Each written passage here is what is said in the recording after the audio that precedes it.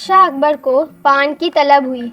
उन्होंने अपने एक खास पान वाले को पान लगाने के लिए कहा।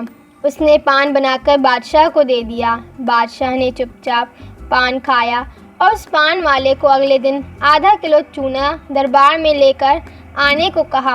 वह नहीं जानता था कि बादशाह ने उसे ऐसा क्यों कहा है। वह चुपचाप चूना लेने बाजार चला गया। उसने दुकानदार से आधा किलो चूना मांगा। दुकानदार ने उससे पूछा कि इतना चूना क्यों खरीद रहे हो।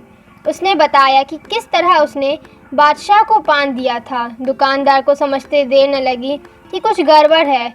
उसने पान वाले को समझाया कि दरबार में चूना लेकर जाने से पहले बहुत सारा घी पीकर जाना।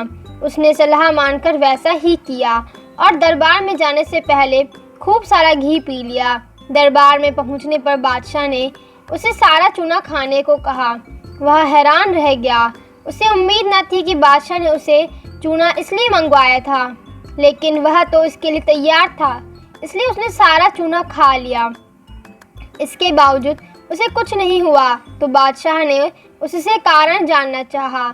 उसने अपनी और दुकानदार की बातचीत के बारे में बादशाह को बता दिया।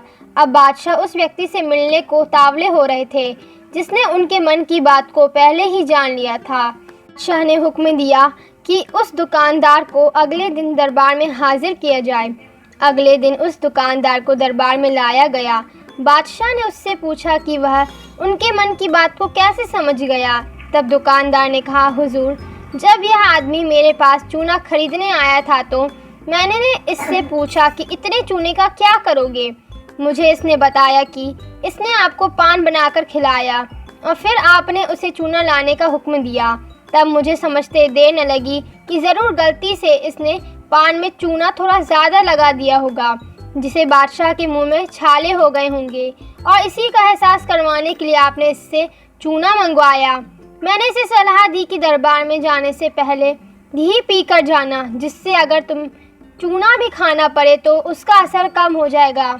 यह दुकानदार और कोई नहीं, बीरबल ही थे।